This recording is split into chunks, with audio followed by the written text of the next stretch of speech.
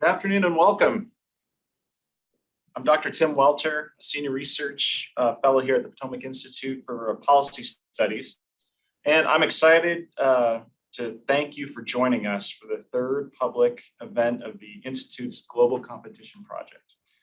Today's event is focused on strategic communications, national level narratives, and the flow and deliberate shaping of information as it relates to our nation's ability to gain and maintain competitive advantage on the global stage. To that end, I submit that we are at an inflection point in human history when it comes to the proliferation of, access to, and manipulation of information at scale. Never has it been easier for a single person to communicate whatever they want with so many others, millions or even billions from virtually anywhere around the globe in such a short order, all in the length of the time it takes to craft a message and hit send. All you need is an internet connection and a smartphone, tablet, or computer. That's an incredibly powerful reality, one we are just starting to grapple with and try to understand at societal level, especially from a policy and technology perspective, but also from a human biology and psychological aspect. Evidence of that awakening can be found in the recent Facebook, I guess we're calling them Meta now, whistleblowing hearings, the manipulation of US elections by Russia, and in the examination of the attack on the Capitol on January 6th, all of which have representative instances of competing narratives and the shaping of information to influence thought and action using widely available technology platforms. Our competitors across the globe are using thoughtful and deliberative narratives to drive their policy agendas and strategies. China, via its Belt and Road Initiative, is just one instance of how a competitor has demonstrated exceeding effectiveness at swaying minds and money, the core of power and influence with unprecedented reach, precision, and impact. So this begs the question, what is at risk in this reality for the United States? Our core institutions, our security and prosperity. How do we better understand the implications of our interconnected world so we can relay our nation's priorities with clear intent and ultimately assure our competitive advantage and effective deterrence without provocation?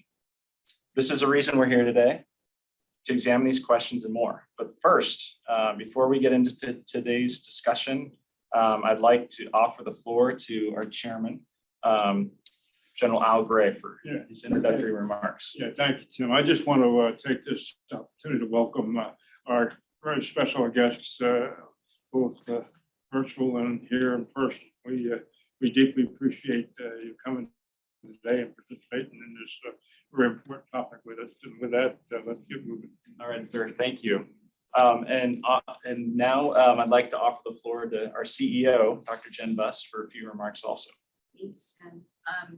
Just a couple of things from me. First, thank you all, and I'm going to commend Tim for getting yet another event off the ground on this topic. We came in to 2021 going to focus on two topics for the year, and that was really looking at global competition and economics and what that means for the United States, and understanding cognitive security disinformation campaigns. And today, as it's the 1st of December, right, we're 12 months into working on both of those topics. We're at this culminating point in at least those two topics in the discussion. So I'm really excited how this intersection plays for Potomac Institute in our initiatives this year, as well as from a science and technology policy perspective, right? All of the changes in technology have been tremendous that Tim mentioned, and the policy hasn't really been able to keep up as much. And that's okay, but we just want to be able to grapple with that and put our hands around it. So thank you all for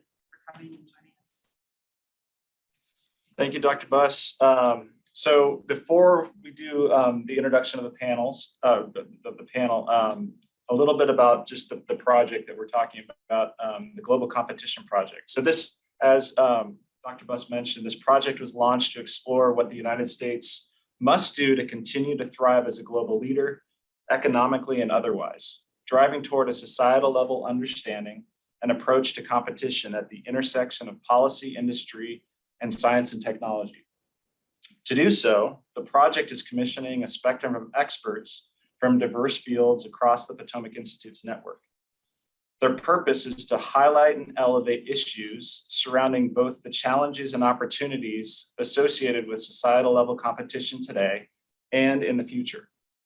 What are the greatest vulnerabilities to consider? What is at stake? How do we best leverage our strengths?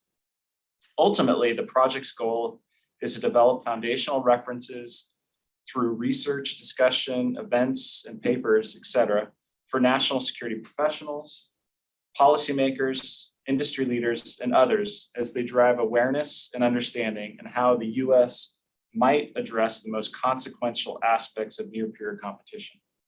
So without further ado, I'm going to introduce our distinguished panel today. Starting off at my left here, I'm honored to introduce Mr. Curtis Pearson, Vice President here at the Potomac Institute. He joined the Institute following 30 years with Northrop Grumman, where he served in a variety of roles in program and systems development, spanning a wide range of DoD and intel community technology, missions, and systems. Curtis is a retired Navy commander, having served 27 years both on active duty and in the reserve, with expertise in mine and amphibious warfare, ship systems engineering and construction, and port operations. He also previously served as chairman of the board for the Southern Coalition for Advanced Transportation. Curtis is going to facilitate our discussion today on strategic communication and information in the global competitive environment.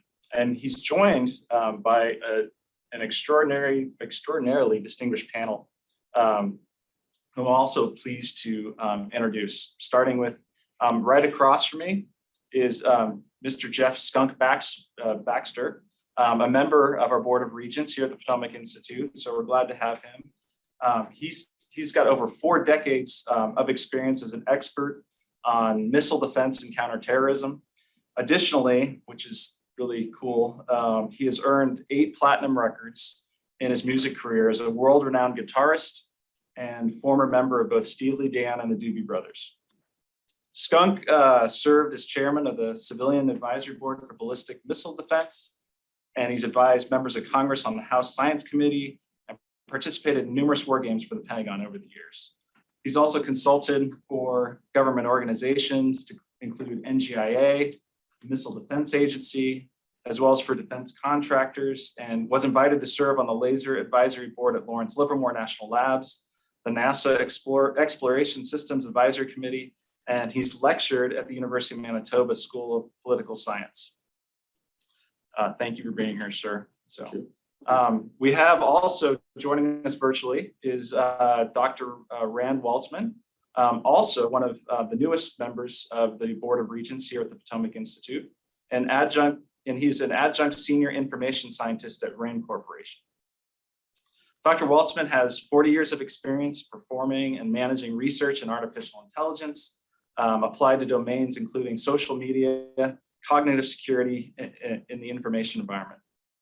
Prior to RAND, Dr. Waltzman was acting chief technology officer of the Software Engineering Institute in Washington, D.C. of Carnegie Mellon University. He also served as the Information Innovation Office at DARPA, was chief scientist for the Applied Sciences Laboratory at Lockheed Martin, a professor at the Royal Institute of Technology in Stockholm, Sweden, and held research positions at University of Maryland and the Applied Physics Lab of the University of Washington. Thank you, sir, for being with us today. Moving across the table again, I have Ms. Jody Moxham.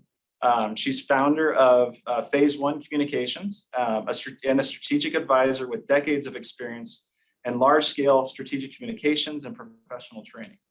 Throughout her career, she's helped multinational corporations measurably strengthen the persuasiveness of their global marketing strategies and communications. Jody developed a methodology that reliably forecasts the persuasiveness of communication as measured by the metrics marketers rely upon.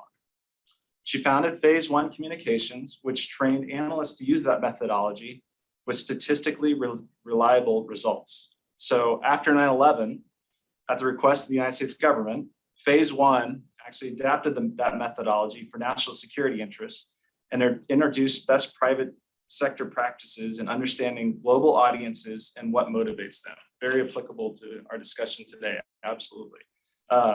Since a successful sale of her company, Jody works on challenges that intrigue her, which includes tackling tough communications and marketing problems, and finding truly unique solutions that produce measurable results. So we're very happy to have you with us today. Across from me also, we have Dr. Alex Baca, the Corporate Director for Strategy at Northrop Grumman, where he assesses and challenges the competitive strategy of the company's businesses and programs. He also develops options to achieve corporate goals, communicates strategic issues to senior business and technical leadership, and manages the corporate-wide internet strategy blog. He has nearly 18 years of experience at Northrop and specializes in strategy, mergers and acquisitions, financial planning, modeling and forecasting, and technology corporate development. Dr. Baca also previously consulted for top defense education organizations such as the Defense Acquisitions University, DAU, and the Industrial College of the Armed Forces over at National Defense University here in DC. So with this distinguished panel, Curtis is going to start off by providing a deeper introduction of the issue and a framework for our discussion that will ultimately be captured along with highlights from today's event in a paper, one paper in a series to be produced by the project. So the goal is ultimately for those papers, along with the substance of today's event, to be drawn upon, as I mentioned earlier, as a reference for policymakers, industry leaders, and others, and how the country might address the most consequential aspects of societal level competition in the future. So with that, I'll be quiet and hand it over to Curtis after a lot of time. Thank you, Tim. Thank you to our panelists for being here, and thank you to those who have joined us online. This is an extremely important topic, and one that is should have been dealt with much longer ago than it is. So as I think we'll talk about. I just have a few opening remarks, and then I'll turn it over to the people who really know what they're talking about. On November 2nd, Peng Shuai, arguably the most recognizable sports star in the People's Republic of China, with over 500,000 followers on Chinese social media, posted a 1,600-word accusation of sexual assault against a former Communist Party vice president. She was not seen in public again until a very brief and very curated event in Beijing on November 20th. Her post was immediately deleted. Internet searches of her name were blocked in China. An oddly worded recant purported to be written by Peng was posted to US Twitter by the official Chinese news agency the very next day. The US response was to issue a statement asking where she was almost 2 weeks after she disappeared. 3 weeks after her disappearance, the IOC, the International Olympic Committee, posted a still of a video call between Peng and an IOC official who declared that Peng seemed healthy and not under any restraint. The IOC will not release the video. Chinese media is accusing the West of racism for even asking about her welfare. A large number of Twitter bots immediately showed up with 0 followers that are continually retweeting the Chinese official news agency statements. At the same time, China is painting the US as an aggressor and an unwelcome presence in their territorial waters because of US warships transiting the Taiwan Straits, even though such transits are completely in keeping with international law. China is not the only area of concern. Russia is continuing to develop and plans to deploy in Europe the SSC-8 intermediate range nuclear capable cruise missile in open and complete contravention of the 1987 INF Treaty. Our European allies are worried, not just about the Russians' actions, but the lack of a clear and consistent US response. My point in bringing up these events is to point out that the global environment and the US competitive position in that environment is becoming increasingly complex, and our lack of a national strategic narrative for how and what we communicate in that space will continue to hamper our competitive position. confusing both our adversaries and our allies. Look at the Peng Shui incident. The Communist Party's strategic message is pretty clear. It does not matter how famous you are, challenge the party line, and you will disappear. And not only will the world bodies that you have made millions for, in this case, the IOC and the World Tennis Association, not come to your aid, they will enable our behavior to curry favor.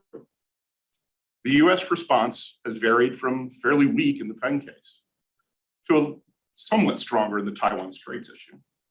The troubling thing to me is we don't seem to have a clear plan or strategy for when we will do what, how we will communicate our positions and our intent, and how we will ensure that our intent is made clear, passing through the cultural and political filters of our audience. This causes our allies and our adversaries to lack trust in our nation. This is not an issue from the current administration or the previous one, or even the one before that. The lack of a strategic narrative and a plan for communications goes back decades. I do not believe there's an easy solution, but we must have one. This is a complex issue. The complexity of the situation is increased by the fact that a number of these countries are both adversary and partner. Again, for example, China. The US and Chinese economies are inextricably linked and intertwined in ways that will never be severed, and we really would not want to even if we could.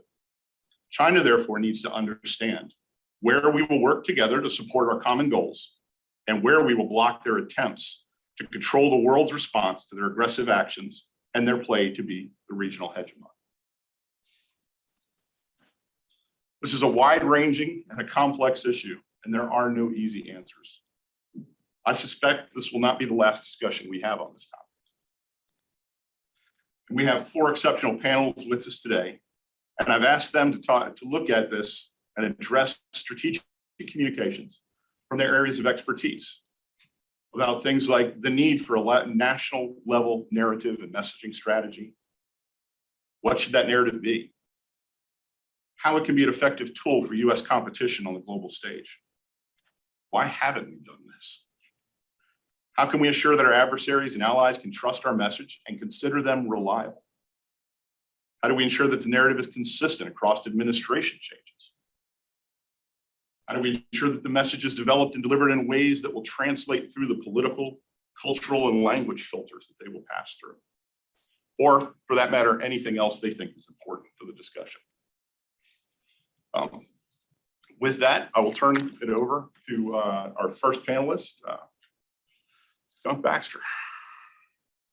Well, I'm hoping that everybody's had the opportunity to watch The Social Dilemma on Netflix, to see the admission by Facebook and other social media companies about the fact that they know that what they created is highly addictive, damaging to especially young children,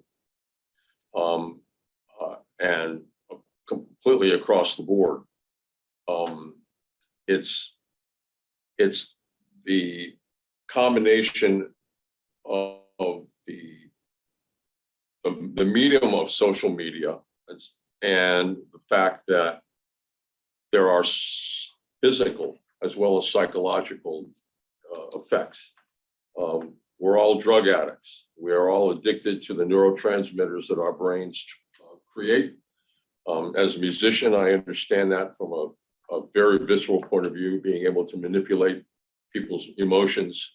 I've done a million movie soundtracks. I know I could sit here with a guitar and in 20 seconds move you through every human emotion, from fear to sadness to anger to ecstasy. And it's all because I understand how to stimulate your brain to secrete the proper chemicals.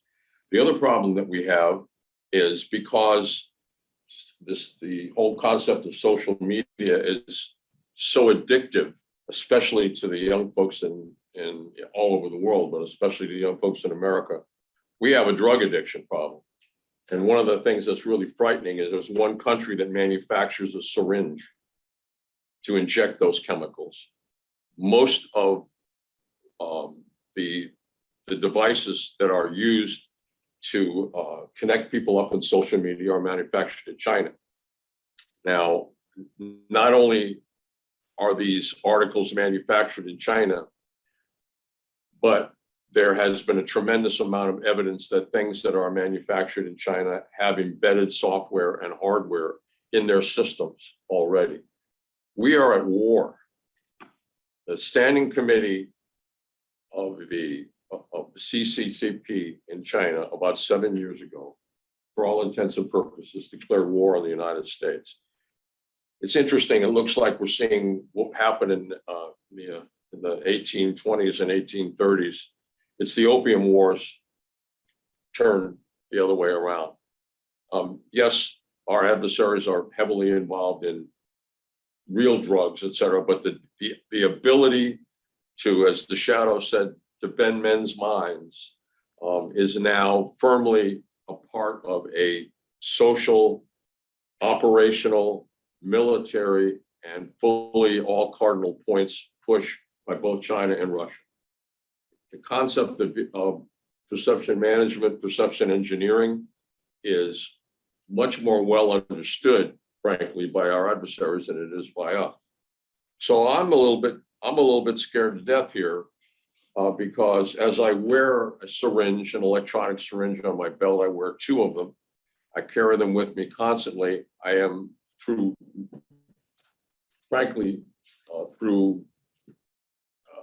even though I have a desire not to use them, I'm forced to in many cases because our society has adapted these tools as de rigueur as part of how we operate in our social fabrics. We are witnessing the operationalization of perception management. Now, it's not the first time. The Brits did a brilliant job during World War II. Everything from the fake Third Army that General Patton headed up before the invasion of France and D-Day, the brilliant work done around the Suez and the Mediterranean by the Brits. I had an opportunity at one time to have dinner with Mr. Oleg Kalugin, who is was the deputy director of the KGB and has a consulting firm here in Washington, D.C.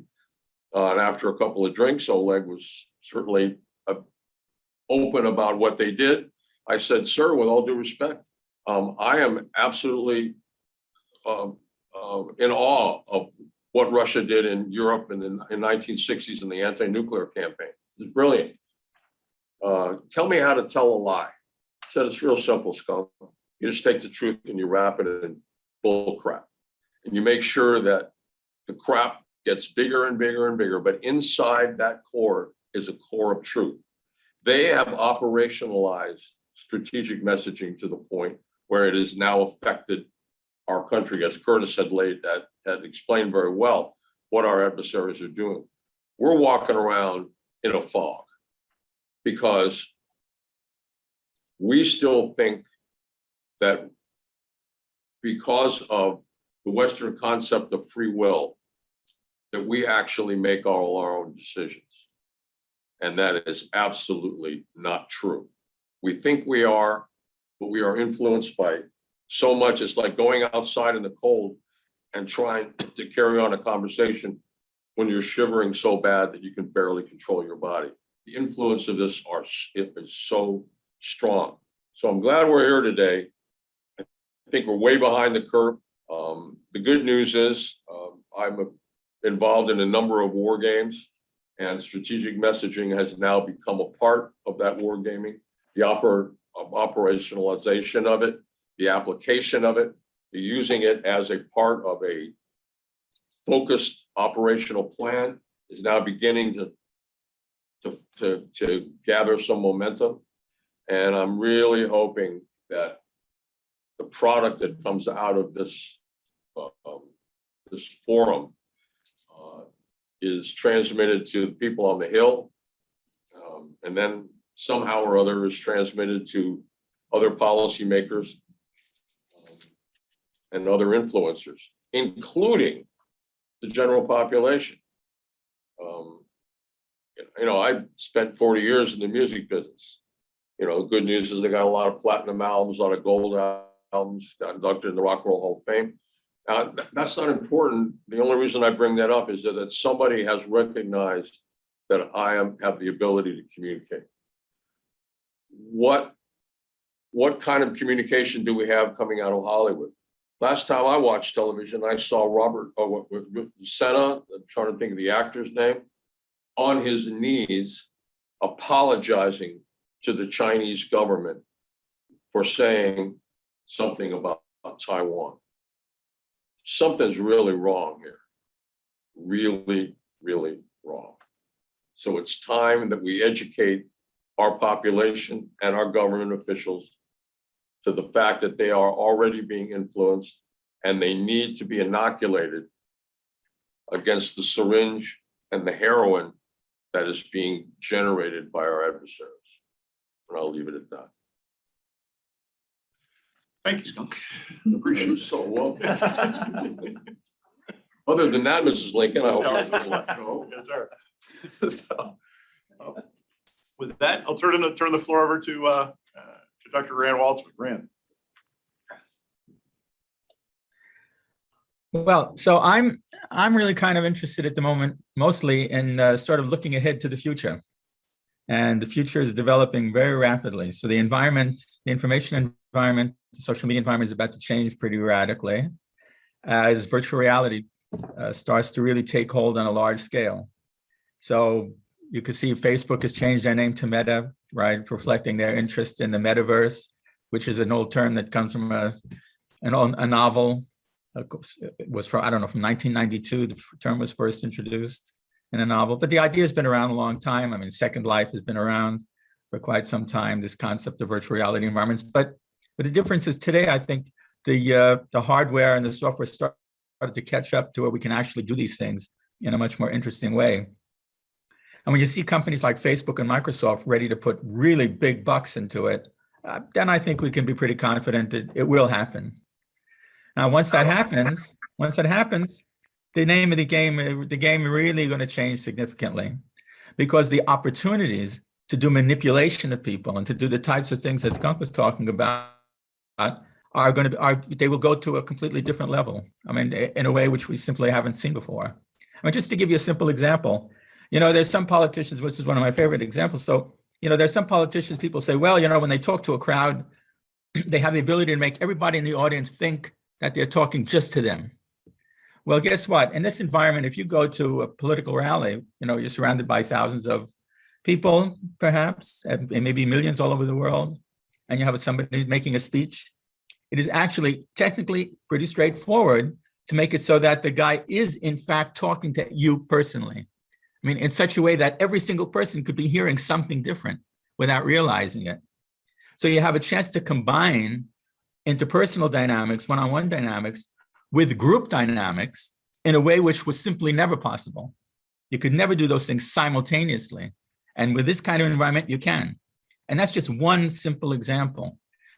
So, if people think things are bad now, well, things are about to get an awful lot worse. And, the US government hasn't even begun to catch up to things the way they are now. So that leaves them like basically nowhere when it comes to what's happening next. And well, I don't see that changing anytime soon. I mean, in order to address these problems, what needs are fundamental attitude adjustments by the authorities, really fundamental. Our competitors, they have the right types of attitude towards these things. I mean, you look at the Russians, their experience in this field goes way back. I mean, think about, for example, one of the greatest pieces of propaganda and disinformation of the 20th century was something called the Protocols of the Elders of Zion, one of my favorites. I mean, this thing was released in 1902, and it was not the KGB. It was the KGB's forerunner. It was the Okhrana, which was the Tsarist secret police, who were also masters of disinformation techniques. I mean, one of their operators in Paris, this guy, he was doing spectacular work. And this piece of crap that was released in 1902 is still out there in circulation today, over 100 years later. I mean, now that's, that was cleverly done. So anyway, while we haven't dealt with it, as you know, things as they are, like I say, things are about to get lost, and we need to start paying more serious attention to it. So I think I'll stop there and let everybody else have a say. Man, appreciate it. Turn it over to Jody Miles. Okay, I think I have, tying on to what both of you have been talking about, what I want to start addressing is what is the solution? How do we develop strategic messaging that is effective, that is mind-changing?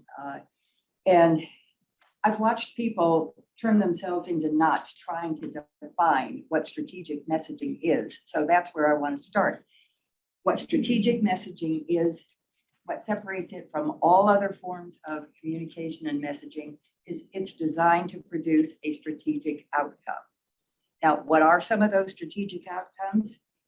Skunk hit one of them, bend people's mind. Gain adoption of new ideas, establish norms and behaviors that you want people to or other nations to adhere to. Control the narrative around a subject, be the initiator of the narrative and control the direction that it goes. Manage perceptions, motivate desired behaviors. Those are the kind of objectives that strategic messaging has achieved before and can achieve for the future that Rand is talking about. Now, just for the point of comparison to other forms of communication, entertainment, the purpose is to entertain. The elements that they use are characters, story, narrative, music, visuals. You can harness all of those elements for a strategic purpose.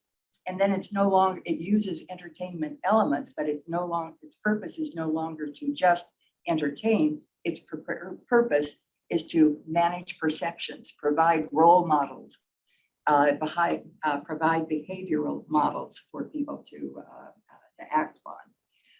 Education, purpose is to teach. All of those elements that go into teaching can also be applied to achieving a strategic outcome. Same with alerts and directions, awareness and information. All of those forms of communication can be harnessed to serve a strategic outcome. Strategic messaging is new to the government, new to national security interests. Both of you, everybody so far has established how bad we are at it, but it's because we haven't adopted it. But the commercial world, the marketing world, has adopted it and has been using it for the better part of a century. And we're very good at it. We may be the best in the world at doing it. There are differences and similarities, so we need to address those differences so that we can get them out of the way. National security has much higher stakes. The commercial world, marketing is to produce sales. Very different outcomes. We have a much harder challenge to overcome than simply sales. We have less data to work with.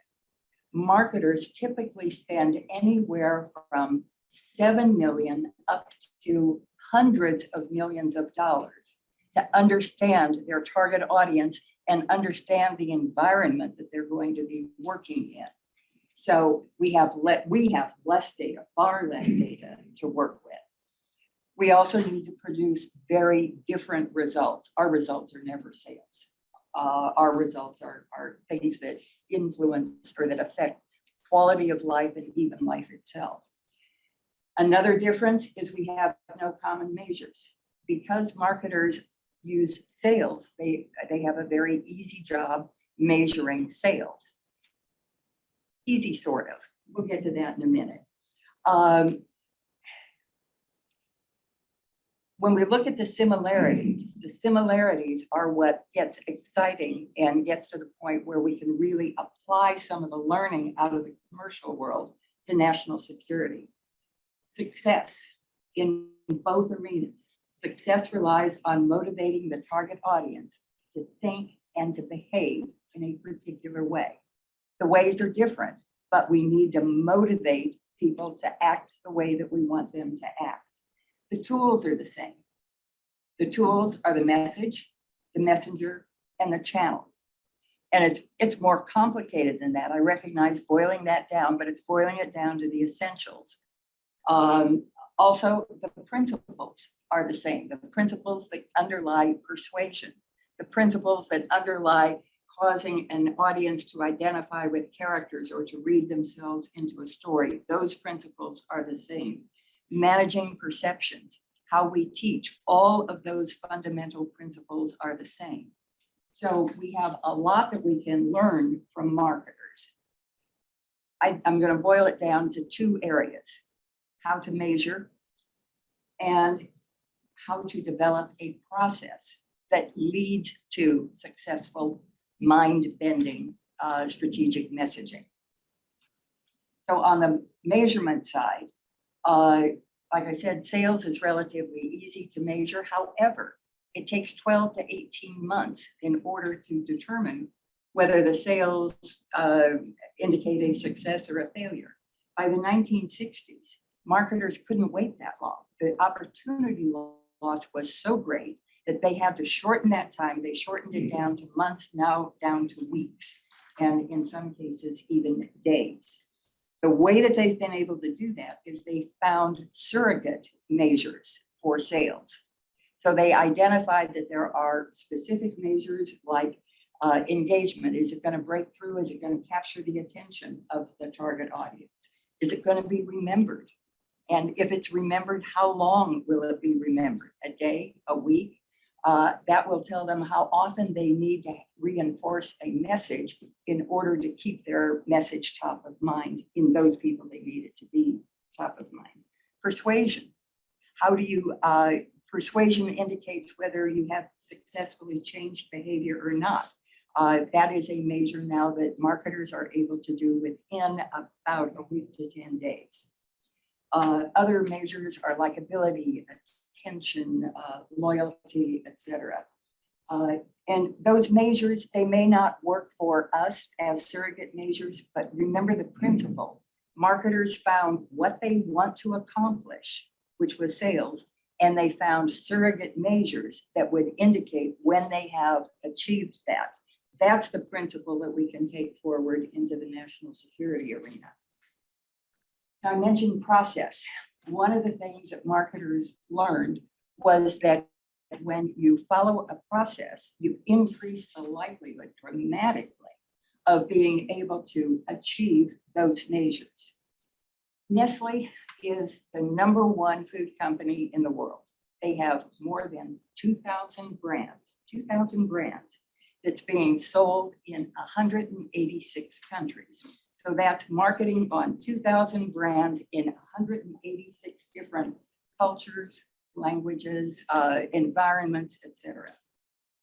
Every single one of them, I follow the same process as we follow here in the US, so they follow in Uganda, so they follow in Russia. The process is the same. So you think, okay, well, that's Nestle. Take a look at General Motors, very different type of corporation. Nestle products you probably buy once a week or every couple of weeks. General Motors, 4 to 10 years sales cycle. General Motors has 4 brands, but they've got 60 some models and they're sold in more than 140 countries. They follow the same process, regardless of who it is that they are marketing to, what country they're in, what model. Cadillac, GMC, the same process is applied. And what's interesting, after we started working with these companies and others, is that not only were the same processes within each of these corporations, these multinational corporations, when you take away the things that are unique to a brand and a category, the process is identical. And it is the same process that was developed for ExxonMobil, Coca-Cola, Campbell Soup Company, Gillette, SC Johnson, Johnson & Johnson, on and on. We saw this process demonstrated across the board.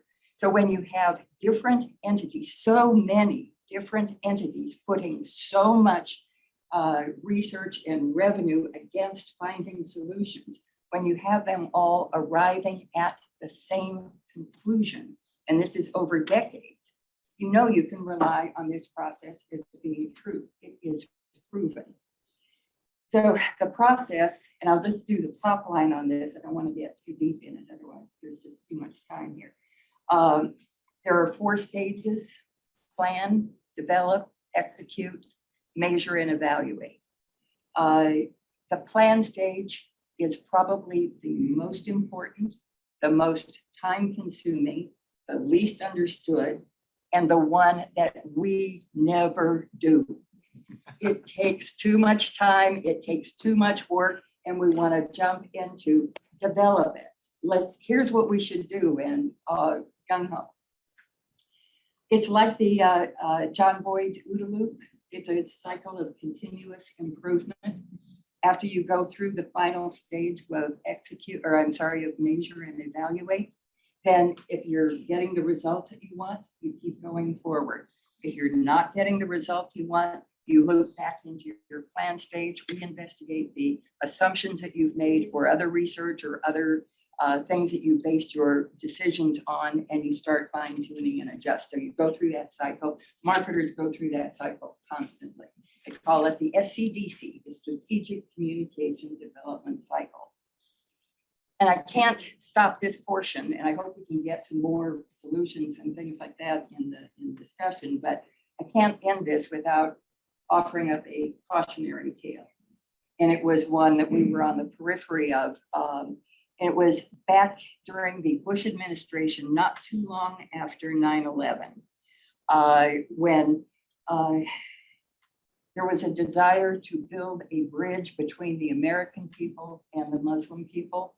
And a campaign was envisioned called Shared Values.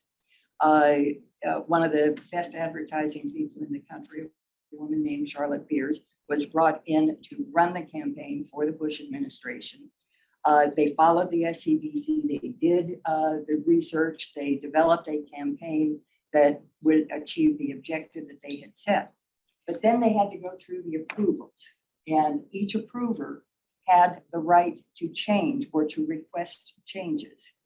Each sign off cost something to the campaign. So instead, at the end, after all the changes had been made, instead of having a campaign that built a bridge between American people and Muslim people, we had a campaign that was targeted to American people saying, ain't we great? Didn't we do good? Isn't this a great place to be? And the result of that being released in the Middle East, the King of Jordan, our ally, refused to air it in his country because he said it would be too inflammatory. The countries that did air it got negative feedback, and it actually ended up being fodder for the terrorist messaging at that time. So that's what happens if you don't follow the SCDC. You can fall off the cliff real fast, real easy. Okay, I think I'll stop there and we can talk more on other things. Thank you, Judy.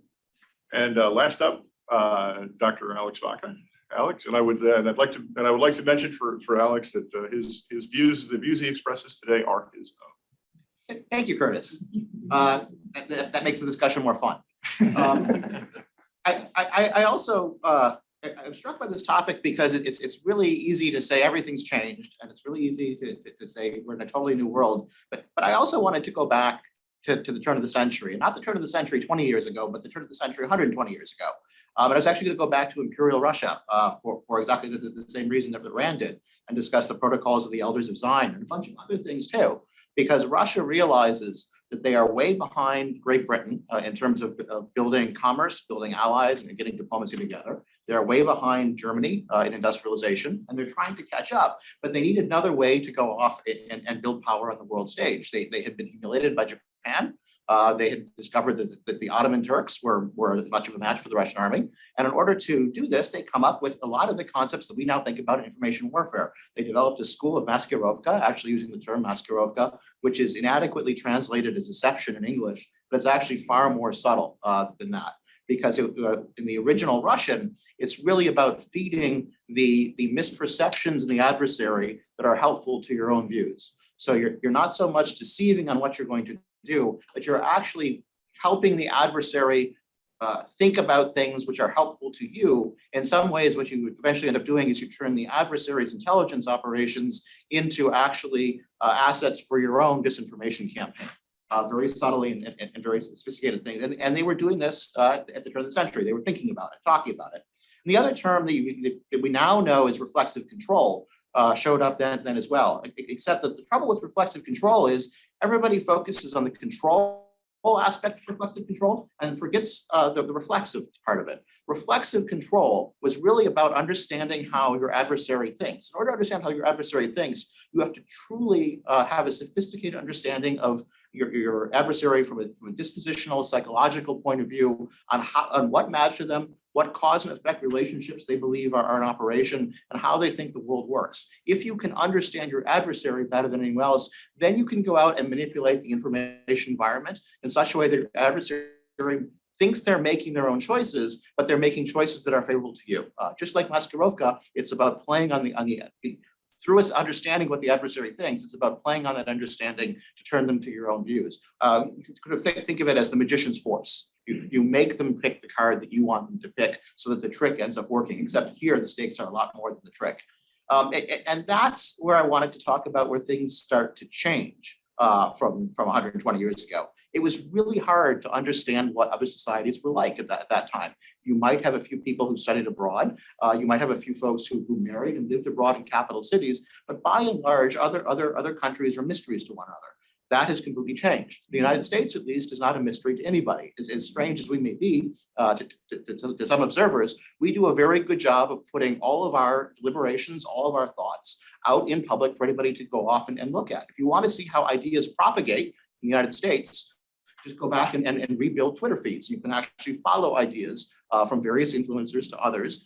They can be fashion ideas, they can be political ideas. It's the same technique to go off and look at how they propagated through society, where they got picked up, what other social medias got on, and that's there for anybody who wants to go off and look at it and study it. So that's one big change. We've now made it very easy for others to understand how we work. I would argue we've probably put less effort into understanding how they work.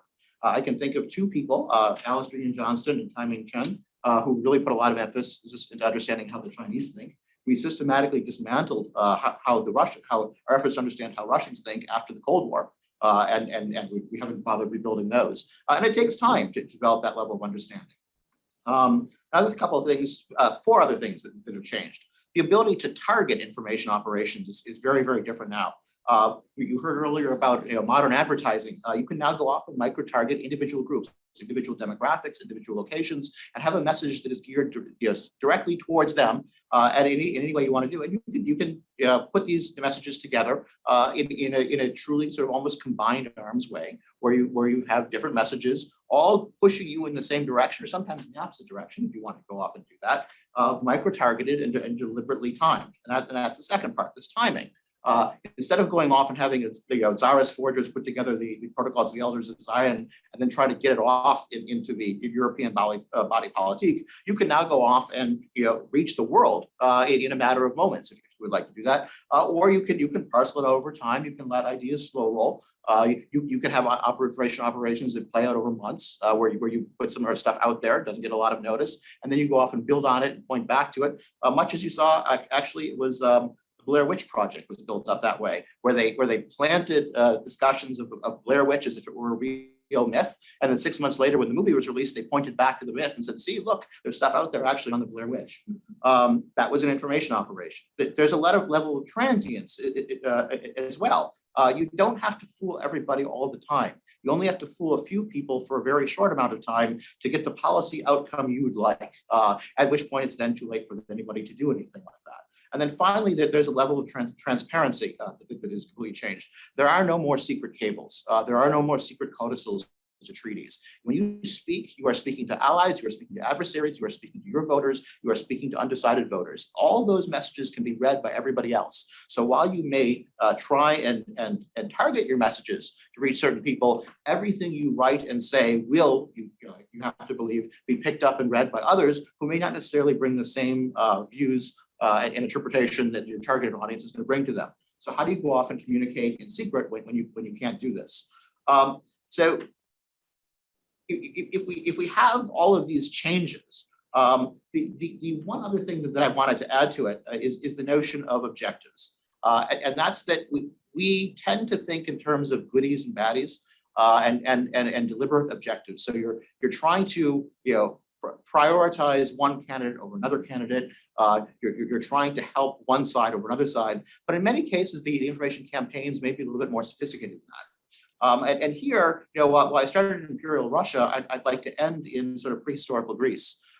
When Eris rolled the golden apple into Thetis's wedding because she left off the guest list, it was a golden apple that said "to the fairest," and she rolled it into the wedding not because she wanted Venus to go off and win the title of the fairest goddess. She rolled it off because she wanted to see Venus, Athena, and Hera fight with each other over who was actually the fairest. And in the process of doing that fighting, which split the Olympians, you also destroyed the city of Troy and decimated the Achaeans. You basically altered civilization. And that was what she wanted to accomplish. So when we think about what some of the information operations are trying to do, it may be a mistake to think it's about prioritizing one outcome over another. It may very well be all they want to do is sow discord.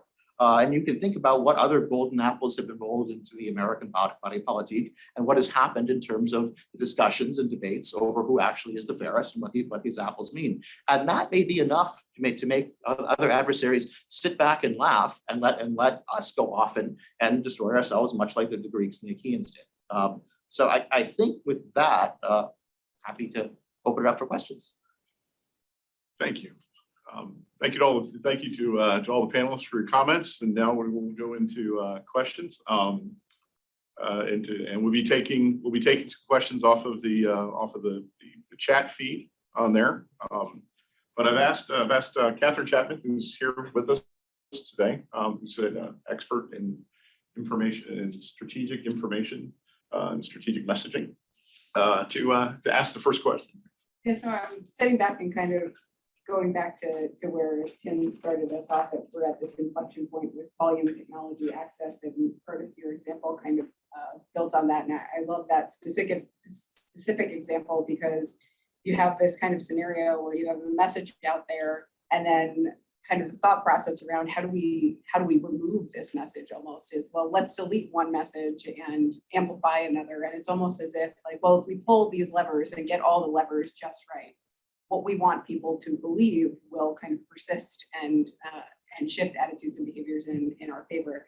And then when we're talking about planning and process behind that, we think about how do we construct that from our point of view. So I'd like to kind of open up to ask folks here, we're viewing strategic communication as an answer to a lot of the problems we're having on the strategy side, but where are the limitations there? What are the things that we cannot rely on it for, or where does it not work best? What are times where other activities are better, and where do you think we should kind of bound this? Because in hearing all of you talk, this is the answer to everything. And maybe it plays a role in many ways, but I'm curious to hear, where have you come up to blockers, where are some of the limitations as well?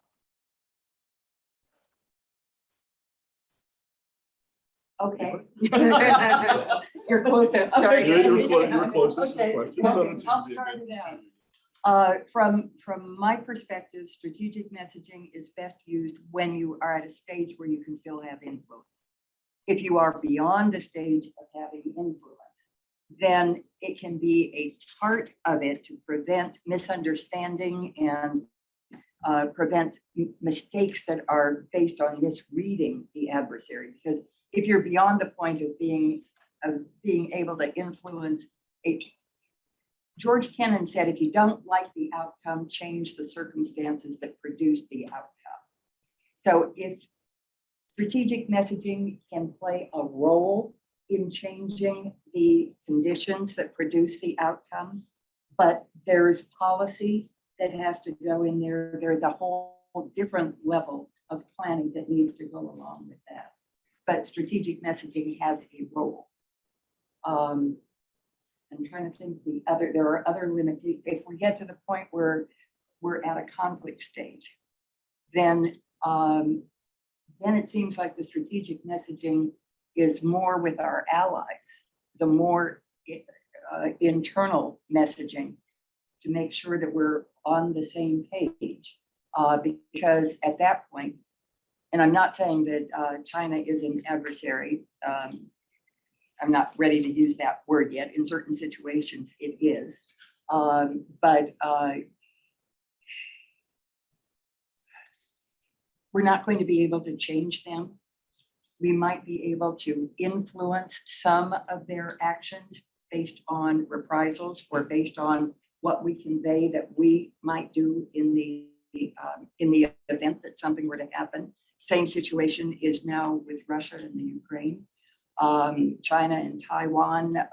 There are multiple opportunities right now for us to do strategic messaging in conjunction with policy. Strategic messaging by itself will not do the job, but conveying the policy in a mind-bending way can be very helpful. That's anybody. Yes, I would actually like to add something to that. So I would say that the biggest limitations at this point are, first of all, if you're going to communicate, you have to decide what it is you're going to say. You have to have something to say, right? So our number one problem is deciding what it is we would like to say. And then number two is, okay, are you willing to do what it takes to actually say it? So, everything else is kind of, we can talk about methods and techniques. I mean, yes, I agree. We're probably, we have some of the greatest techniques here in the world. I mean, for example, why do you think a lot of foreign elements are actually hiring our people, right? I mean, we have plenty of so-called public relations firms in the United States, which work for all sorts of people all over the world. So they're coming to hire our guys because we know we're very good. But still, gotta decide what you want to say. I mean, somebody introduced me one time to somebody. Said, look, this guy, he speaks 8 languages. And the other guy said, yeah, but does he have anything to say? So where we are is right now, we're not in a position where we can decide what to say. And we certainly don't have any willpower to say it. I mean, so those are the two big first problems to overcome. Techniques we're drowning in techniques. Forget that. So can I ask a follow-up question that came across online from Dr. Mike Fritzy, who's also one of vice presidents here.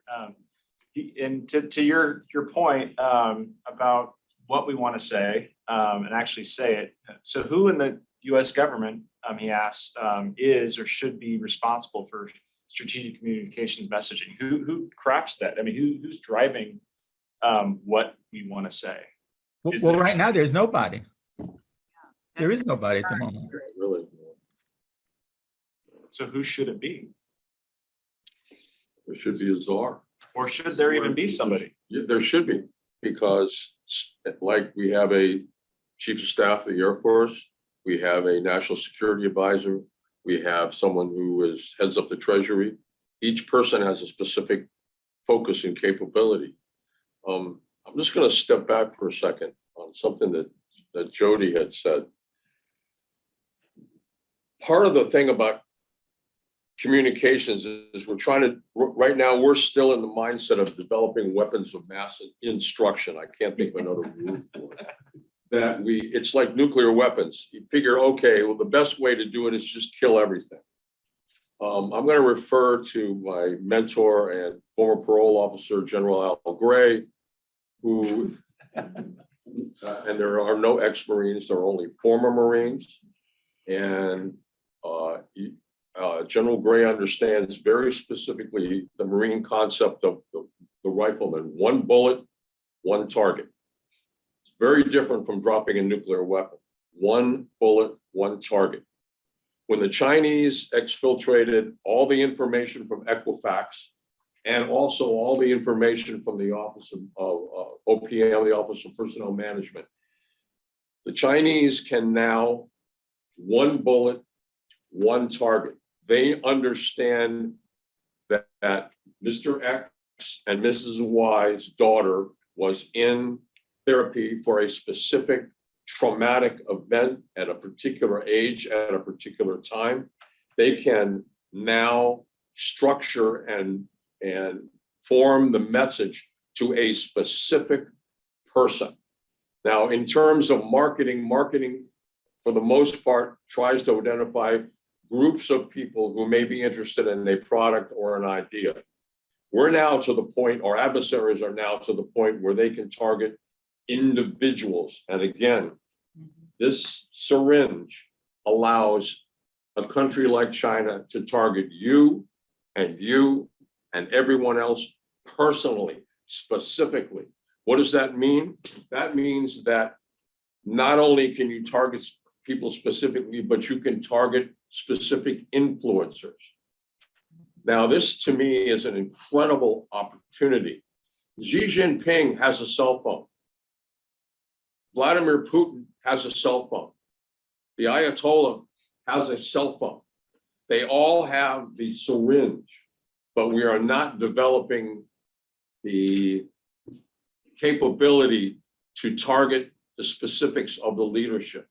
This is where I think we need to really focus and understand, and whoever is in charge of this eventually needs to understand across the spectrum. Again, from an I just coined the word, I don't know if somebody can come up with something better than a weapon of mass instruction, but to not only look at it from a mass point of view, but the individual targeting. And you combine all the data that was exfilled from Equifax with the data from OPM, you combine that with an AI machine and an understanding of your adversary's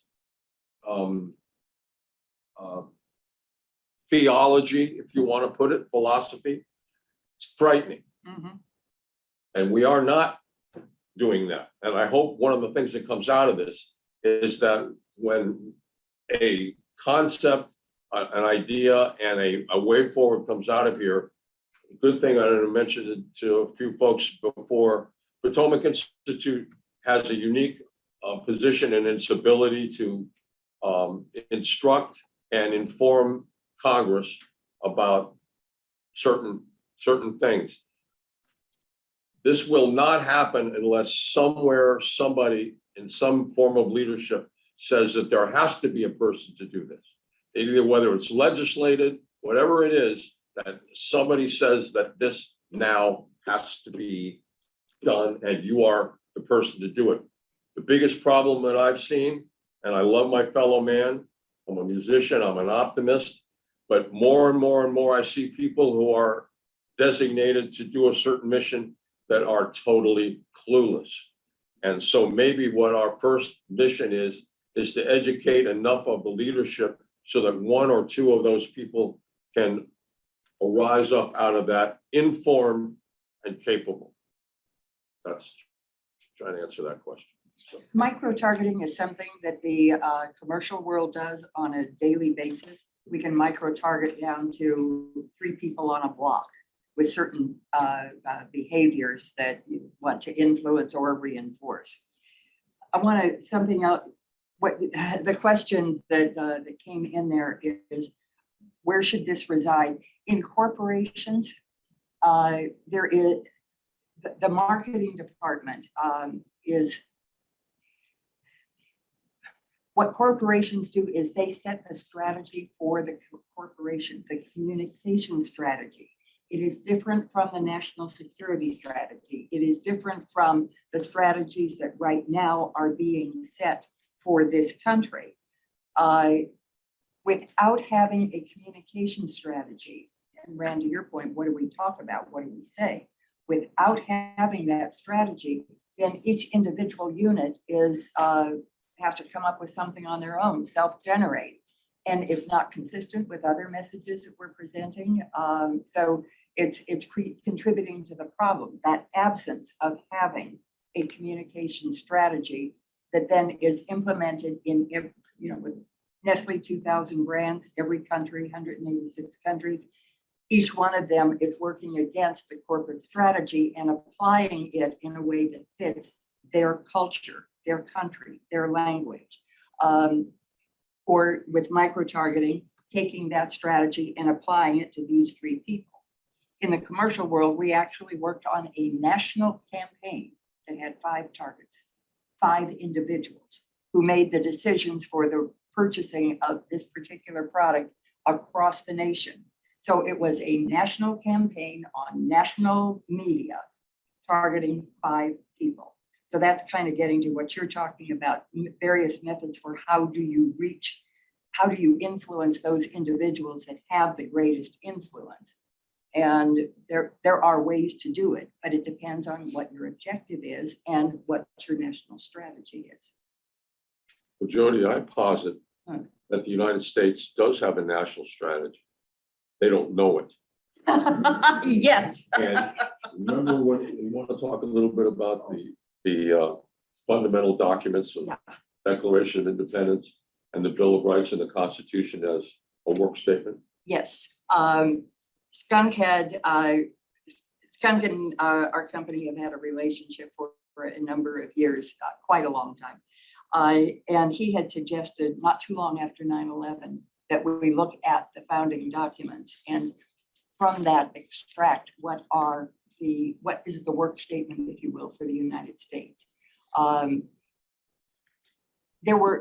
It's been a long time since I've looked at it, and it was done for a different purpose, but there were 4 clusters of ideas that came out of those founding documents. It's the Declaration of Independence, the Bill of Rights, and the preamble to the Constitution. Those 4 clusters. The first one is justice. That one surprised us. We did not expect justice to be the dominant value that was embedded in those 3 founding documents. And it's very specific about what justice means. The second cluster was freedom. And again, very specific about what those freedoms are. It's not freedom to do anything you want. It's very specific freedoms. The third cluster was peace. And that was an aspiration for the level of security and stability that was desired for the population here, for Americans, for the new nation.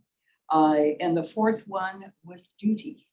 And that is, you have a duty to uphold these principles, a duty to protect these. Yeah, a duty and an obligation. So those were the 4 concepts that came out of the founding documents.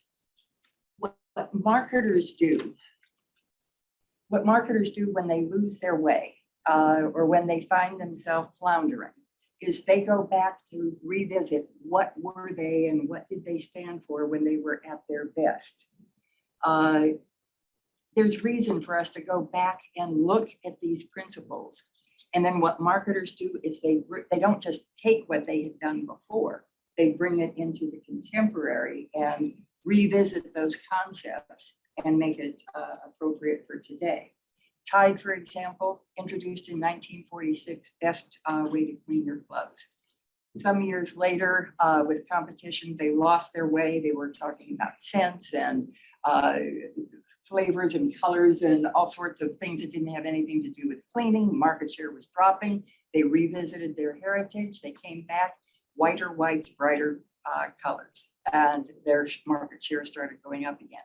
So that's another one of the lessons. How do you solve that kind of a problem that we can learn from the commercial world? I actually wanted to go back to the first question, in that I would disagree that strategic communication is a preliminary phase to something. I think it definitely has to be. You can't do it by itself, but it should be integrated policy. But I would also carry it forward in saying into the moment when you're in conflict. I mean, so certainly the Russian doctrine is that strategic communications is part of combined arms warfare. And if you look at what they did in Ukraine, especially Crimea, and if you look at what they learned from the way they drew lessons from what happened in Georgia and then applied them to Crimea, it's very clear that they want strategic communications integrated into how they went off and actually fought. So to think strategic communications is something that ends when the shooting starts, it is probably not true. Now, should that all be under the same person, or should you split it up and say, well, 2 different groups have to be able to speak this language and reason this way? maybe that's a fair statement because there are different things falling into the same heading. But I wouldn't want to leave it as just a pre-conflict phase. It's a significant part of an operational campaign. Yes. Yeah. And it's a great point, because if you look at one of the things that I mentioned at the outset, the Russian plans to deploy nuclear capable cruise missiles in short range. Their reasoning there is they want a strategic messaging lever during a conflict to do what they're going to call, and one of the ways we approach nuclear warfare was escalate to de-escalate. So they wanted to send a strategic message of dropping a few tactical nuclear weapons to hopefully escalate things to where everybody would back down. So there's a message they're sending now about sending a message in the middle of a conflict to try to change behaviors and change actions and things. So What happened the last time they did that, when they deployed the SS-20? What did the US do? They deployed the Pershing II. So now this is deja vu all over again, as Yogi Berra would say. What is the United States looking at that now? Are they looking at a solution that worked before? I'm not seeing it. Are you? Is anybody? I've seen no discussions of intermediate range or tactical nuclear weapons, thankfully, I think. But We did abrogate the treaty, though. we did abrogate the treaty. So a there's point to that. that, no, so Go a ahead. point to that end, sorry, just going back to what Jody said about what happened to the shared values campaign. Are we in an environment where we could even, if we wanted to, have somebody in charge of that strategic messaging? And would it reconcile with the political environment we're in and the challenges we're facing as a society? Could we even get there? I posit that our country has become so tribalized that a strategic messaging that encompasses the desires and the feelings of all the different tribes is almost impossible to accomplish unless we go back to getting everybody to agree to the founding document. And the way, part of what would have to happen is it could not be tied to a specific administration because of the perception that it would be political. So if there is a way, and probably the way that a marketer would approach it, is to go to the American public and maybe in a survey instrument or in some way be able to get Americans to agree on what do we mean by the concept of justice? What does justice mean in today's society?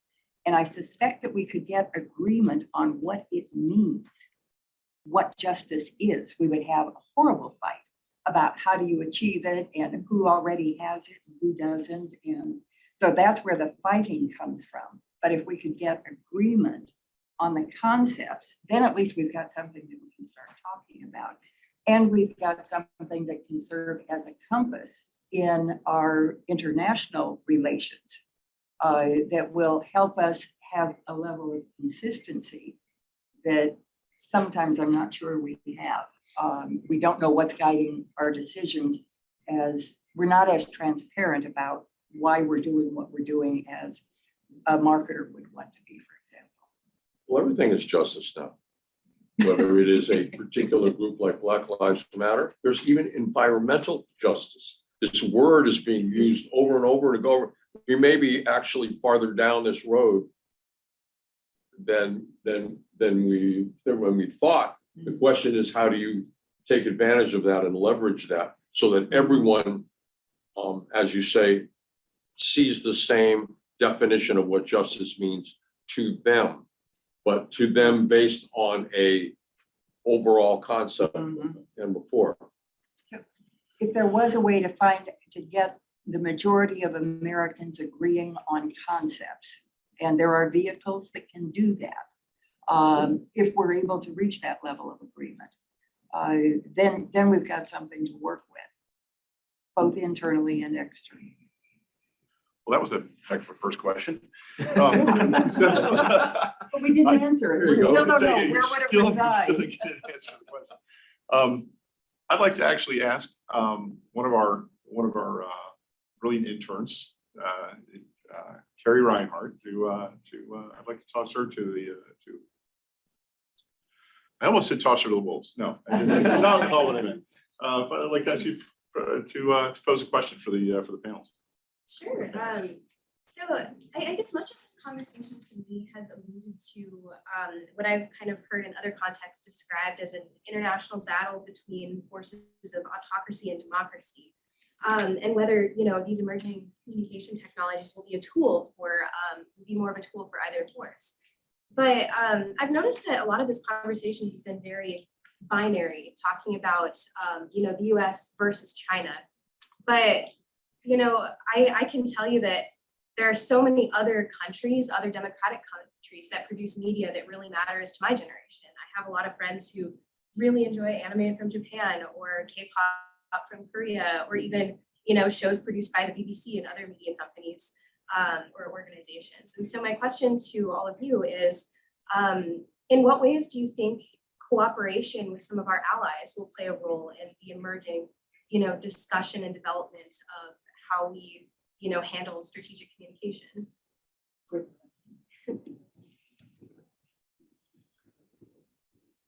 Okay, I get to go. Confident sit. Yeah, yes, you're absolutely right. And in the plan stage, that's the kind of insight that you uncover. You have a target audience and take the group that you identified, that's your target audience. Where do they go for information? How do they process information? Who do they trust? So then you start realizing that's your messenger and your channel are going to come through a variety of sources or a variety of outlets, not just domestic output, not just coming out of the government, not just coming for domestic consumption and then being exported. So yeah, absolutely spot on. Yeah. You're right on the money. As a matter of fact, Jody can speak to this. And I'm not going to be specific because I can't for non-disclosure and national security reasons, but in a couple of the war games that we've done in the past year, the idea of how do the allies come together and agree on a specific message or even a concept to message about has come up. And the good news is the emperor has a couple of pieces of clothing, but is still sort of standing there. But the good news is that that's been identified and it's not hiding, and people are actually beginning to address that specific situation. I'd say it's a problem. It's problematic, but it actually is being addressed. It's an opportunity, a Yes. huge opportunity. Rand, any comments? Well, from my experience, I certainly wouldn't look towards the Europeans for any great ideas on strategic communication. That's for damn sure. Okay, they can put out, people create entertainment and all that is fine, but in terms of real messaging, I think they're having very severe problems. I don't think they're any better off than we are. I mean, it's easy to, the other thing is, we're putting too much emphasis on, foreign influence, where domestic influence and domestic problems, I think, are, domestically generated material is just as big a problem as foreign influence. And it's too easy to ignore that, right? It's a more uncomfortable subject, which goes towards part of the issue of why, when I said before that the attitudes here need to change, is the problem is that, the whole concept of, when people hear the word propaganda, they immediately have a negative reaction. Well, propaganda isn't necessarily a negative thing, right? I mean, you have white propaganda, you have black propaganda, you have gray propaganda. It's just about, putting out a story. So, the European attitude towards these things they're not really that much better off, at least today. I mean, if you look in the European Union, I've been on panels and had discussions with people from the strategic communications groups in the Parliament, the European Parliament. They're still basically nowhere, those guys, just like we are. So, I wouldn't be looking to them for answers. So, I would be looking to them as a battlefield, however. And you can even go back to the Cold War and the way actually the INF debate played out in Europe. And it was actually the anti-nuclear groups in Europe that were very important on whether or not Pershing gets deployed. Look at the importance of Australia and New Zealand, and actually the difference of those two countries and how they were sort of tied into the space enterprise and how that played out. So these other countries to assume that they will simply follow along because that's what we do is probably a mistake. But to understand that they are part of the battleground and may have interests of their own and may need a different targeting strategy for both allies and adversaries is probably worthwhile to keep in mind. But your I think, point, you know, I'm just saying your point is well taken in terms of domestic, because the strategic messaging that accompanies tribalism is that my tribe is at the moment is more important than everything else. So we understand that everybody has their priorities, but our priorities are more important now than everybody else's. And that's what causes the split. Yeah, but the problem is that, you know, nobody seems really willing to tackle a domestic part of the problem. I mean, it becomes that the foreign influence sort of becomes almost like a type of misdirection from the problem that's in our own backyard. So, I mean, the first question is, you know, how you overcome that. There's no willingness there seems to be no willingness to take that on at all. Common principles, but also in the plan stage, the starting point for a strategic messaging campaign is what is the problem we're trying to solve, or what is the opportunity we want to take advantage of? And then what's the desired end state looks like? How are we going to know that we succeeded? So that's going to be very different for each problem that you're trying to solve. You're going to have a different end state. Well, not all of them, but more often than not, you'll have a different end state. From that, then you can start developing which target audiences has the best opportunity for achieving that end state, what is going to be required in order to close the distance between the problem you're having and the solution, what are the barriers that you have to overcome. That's all of the thinking that has to go into that plan stage, but it's rigorous, highly disciplined thinking that has to be done subject by subject. So sometimes when we talk about communication problems, the problem is so big that I wouldn't have a clue how to tackle the problem because it's so big. But when you take a slice and you say, this is what I want to tackle today, tomorrow I'll tackle that, then you can tackle that slice and build something that's going to have the desired effect. Then while that one is going forward, you move on to the next one. Or if you have a large enough team who know what they're doing, you can be doing these things simultaneously. But there are groups domestically that are doing exactly that, and they're doing a fine job. And what are we doing about it? Nothing. Well, it's not part of a program. And strategic. But that's the problem. It's not part of any program. No, it's happening. I hope that's part of the outcome that will come from this kind of a discussion, is institutionalizing it in a way that it will become operational and not ad hoc. If we do institutionalize it, does that reconcile with our values, going back to that values discussion as a free and open society? Like, actually, you know, and that, I mean, marketing from the US government to the United States citizens. I mean, because that's something that we're going to have to. Marketing is not the term that I would use by any means. I'm saying use lessons that were learned by marketers. But we're talking about communication, and we do that every day. I mean, we're communicating every time we have a request for information that comes out from a government office. We're communicating something that something that allies and adversaries alike have access to. The request for a proposal, all of the news stories. So everything that is public about any of the entities that we're building or any of the capabilities that we're advancing, all of that right now is out there in the public. That's the kind of messaging that, if it's focused and if we're targeting specific issues rather than just in general, we have a better chance of getting there.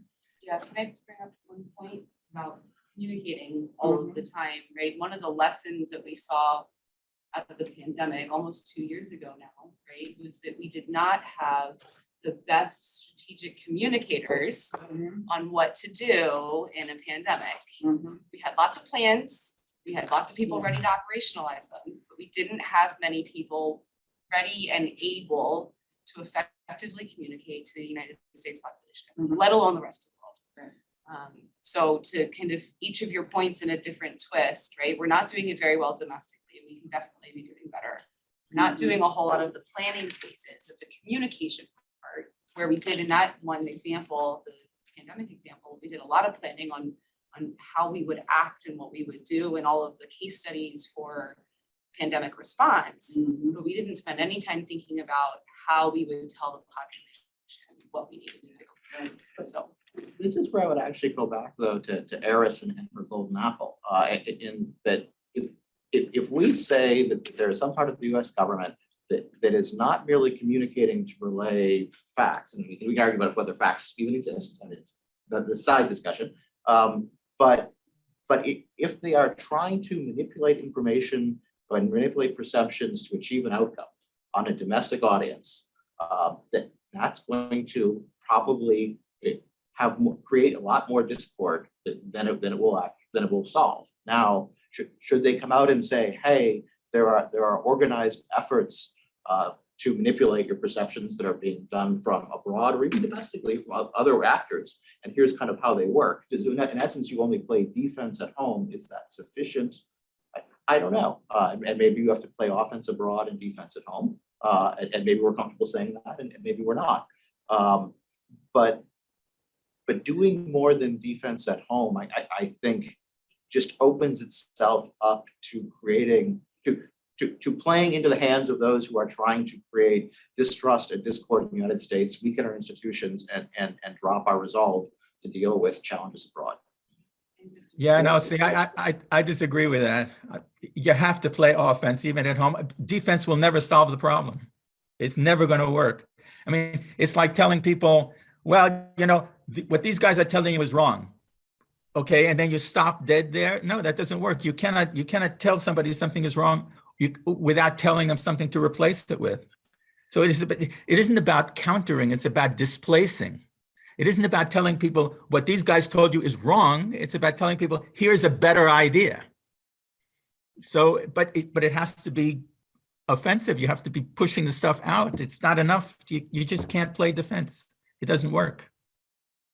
I think I would say, I think that I'll say the distinction between what you're saying, Alex, is are we in a position where we're trying to manipulate information domestically to change a message, versus what I think you're saying, which I completely agree.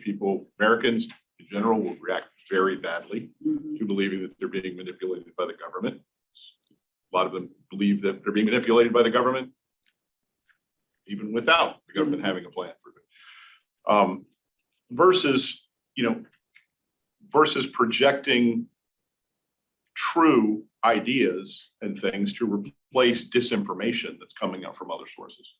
I'm just trying to say, we're not trying to manipulate your thought process with some false information or some twisted version of the truth. We're trying to ensure that you have the truth, which the true ideals and the messaging that the U.S. is trying to portray internationally, who we are, what we will do. Messages to our adversaries of, you may go this far but no further, or there will be a reaction you can count on, kinds of things. Instead of using the word manipulate, how about use the word educate? The government is supposed to represent all the people. So every once in a while, the government may want to say, by the way, here are our core values, just so we're not trying to manipulate you. Can I ask a question? Because in the spirit of learning from our mistakes, and again, I have to be very general, but in one of, or a couple of the war games that we did this year, we had asked Catherine Chapman to adjudicate. In other words, to actually give a PK, a probability of kill. We make holes in the ground, we blow up airplanes, we sink ships. what's the PK in terms of strategic messaging? And we had asked Catherine to adjudicate that in one of the games. Now, I know that we're all under NDAs, but is there anything in general that a lesson learned from the disparateness of the allies and the US that you glean, that you use in your adjudication, that is something that would help us get to a solution? Yeah, I think one of the things there is certainly tailoring the measure of effect to the objective. And that's one of the biggest things that came out of all of that work, but I guess also kind of general work in the space is that, and Jody touched on this a little bit in the beginning, that marketers often have a specific set of measures that they use and that can be used across different organizations.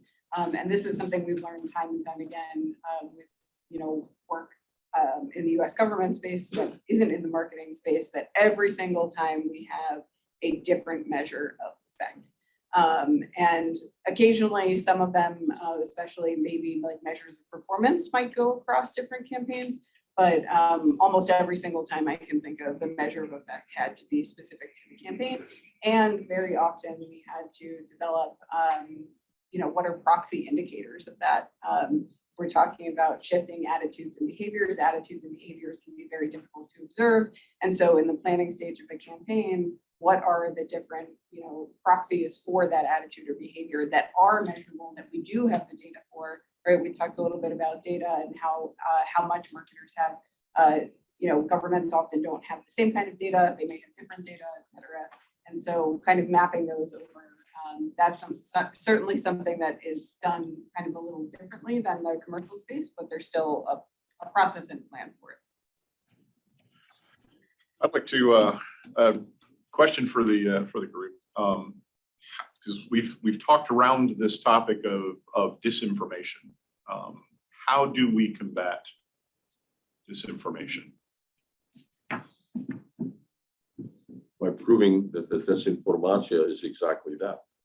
And I don't mean to oversimplify, but in a lot of ways, there is usually enough evidence if presented in a lucid, cogent, and understandable manner to be able to counter that. The problem is that many of disinformation creates tribalism.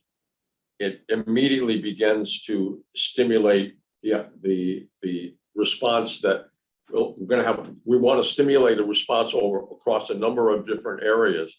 We want each of those people to react differently, which then means nothing. The question is, I would say part of the solution is to come up with a combined response, whether it is a shared value or specifically just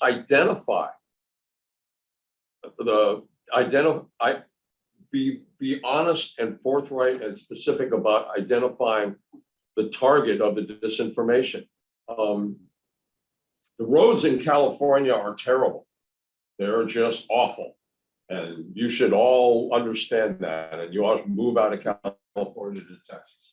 Well, if you prove that the roads in California are actually pretty good, and you back that up with data, that pretty much, in a sense, not solves your problem, but goes a long way. It's meeting it head on with the facts. There are two ways to change an attitude and a behavior. Once an attitude is formed, one of them is to confront the attitude and prove that it's wrong, or the belief and prove that it's wrong. That takes facts, figures, it takes consistency over time. The other way to do it is, or can be done in combination, is to change the image that led to the attitude in the first place. So if the disinformation, whatever the purpose, whatever it is that it's creating, if you can either change the image of that or change the image of the side result, like you were talking about with the tribal. So there's something change the image of that tribe or change the image of another tribe that makes it more desirable. So it's a combination of that, proving that it's wrong. And like I say, that's really hard, particularly with the government, because you have so many voices. Changing the image is sometimes a little more doable. It also takes consistency, but it's something you can wrap your head around. I would worry, Curtis, that looking for a solution may be beating your head against the wall, because a lot of disinformation only has to be out there for a very short time. So the window for it to be effective for a policy, I mean, if somebody has made a decision based on faulty information, that decision changes the world. So if you for example, the Count of Monte Cristo, he ruins Danglars by changing the perception of what was happening in the market. And so he goes and sells all his stock, loses all his money, and now that character is ruined now for the rest of the book. You can't go back and undo that. Even a few minutes later, when the messenger arrives and said, "Hey, everything was wrong. Your bonds were actually worth money," it was too late. That happened. And so how do you live with the fact that disinformation is going to be causing actors to be making decisions that are not helpful to your policy, and then correct from that? And to presume that the free flow of information is an environment in which you're acting is probably a faulty presumption. So, but definitely there's some disinformation you have to go out and counter and get rid of, but you're always playing whack-a-mole. And there's some disinformation, you just have to deal with the policy consequences and move quickly around it. Particularly in a world where people tend to go back to their trusted source for information. So facts become. And corrections in general move a lot slower than the first hot rumor. And just cognitive psychology tells you that. The hot rumor is vivid and it catches your attention. The correction is laborious and slow, and you might read it a couple of days later and you kind of forgot you even read it. The disinformation is above the fold. The Yes. correction is on page 10. Well, at one time, That's a newspaper reference for. I think to Taking Rand's Tylenol point, will kill you. To Rand's point, it brings about the concept of being offensive, right? Getting ahead of it. How can you be the first to produce the truth out of it versus, and define truth, I'm with you, versus some disinformation coming out and getting that. I mean, I'm not saying it's an easy feat, but that's one of the tactics that. Yeah. Yeah, there's a lot of people who believe that whoever has the first message wins. Oh, yeah. Yeah. And I don't always agree with that.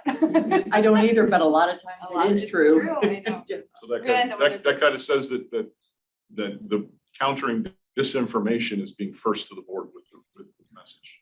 That's ideal. Which means you have to have a message, which means you have to have developed a strategic plan for messaging, which means you have to have put somebody in charge of actually doing that.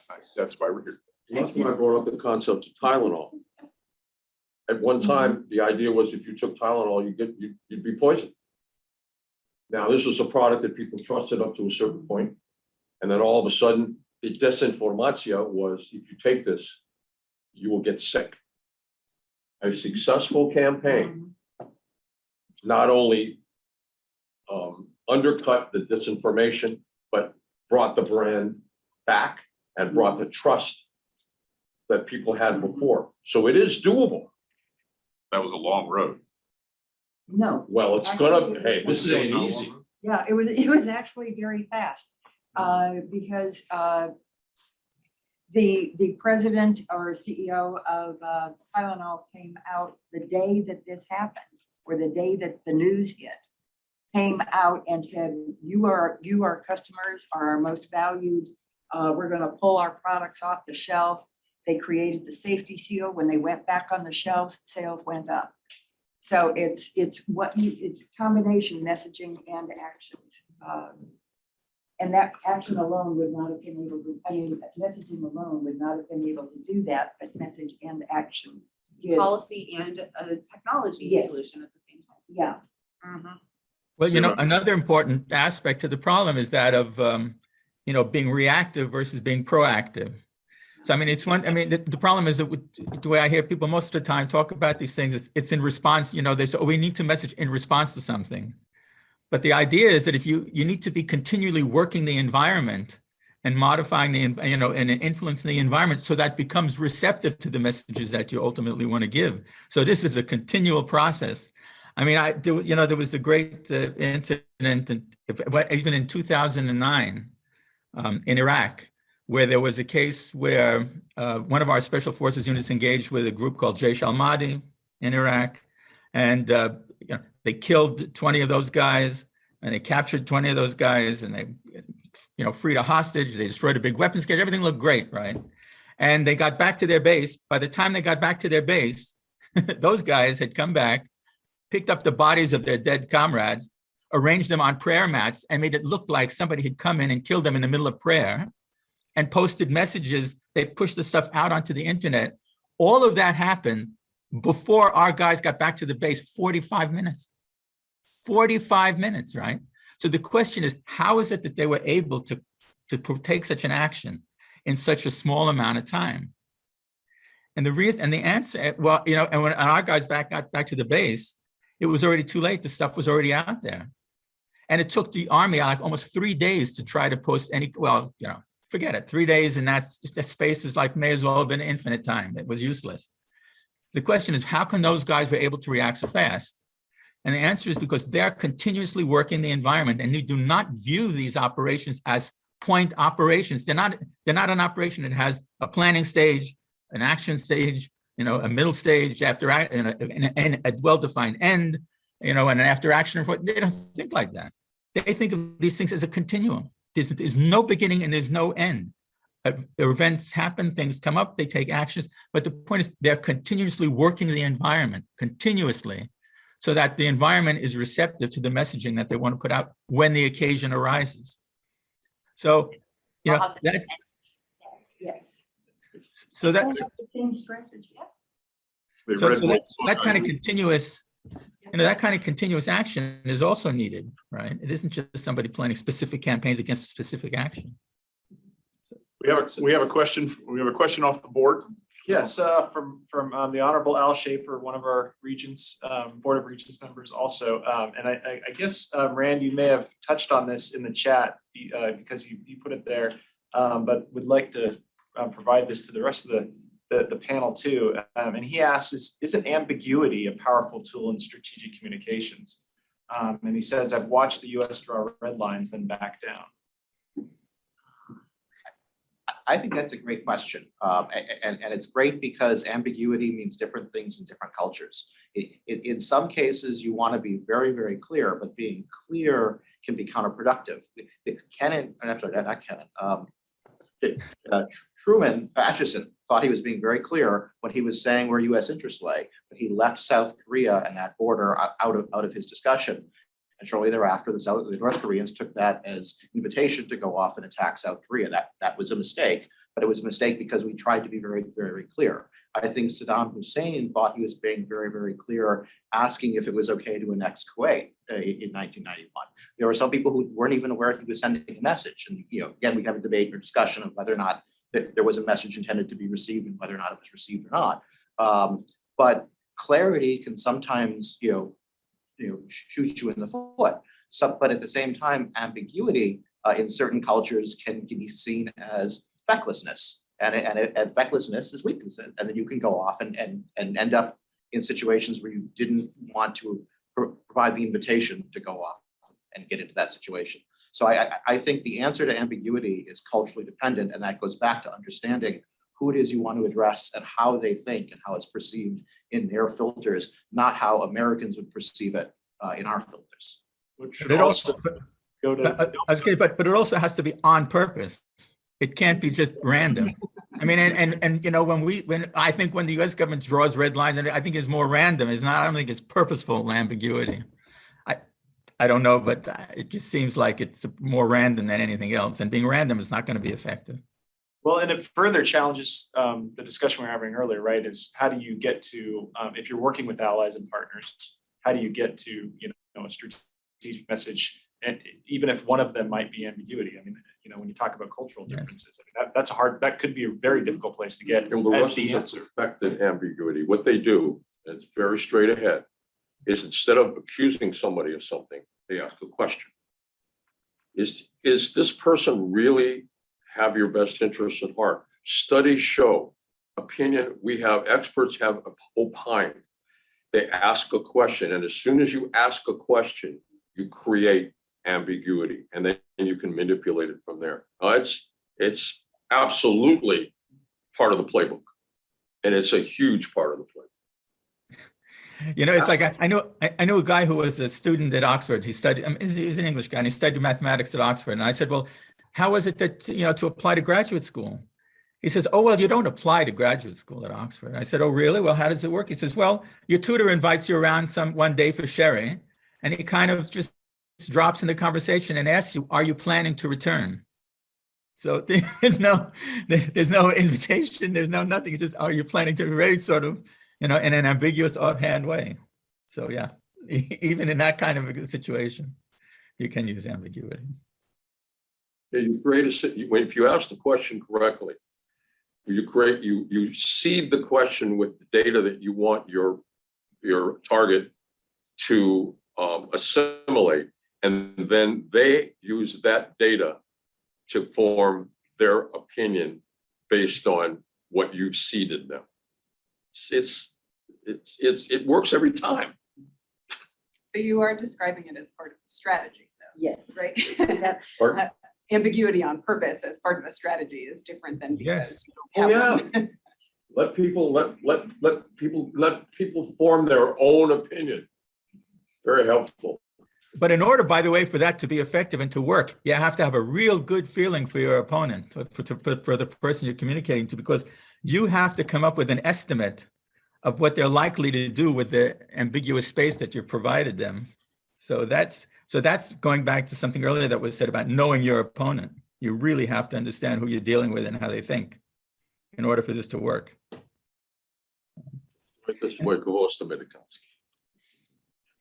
And by the way, you can also do things physically to send an ambiguous message. For example, troop movements. Just move things or moving assets physically around. Okay, you're not. What's the message that you're sending? And you can do that in a calculated way to say, okay, well, I'm guessing, I believe that my opponent, if I move this ship from here to there, my opponent's going to interpret it this way, or maybe they're going to interpret it that way. So I have to make a guess. But even that kind of physical movement is a kind of communication. Like what's happening on the border of Ukraine right now. Yes, sure.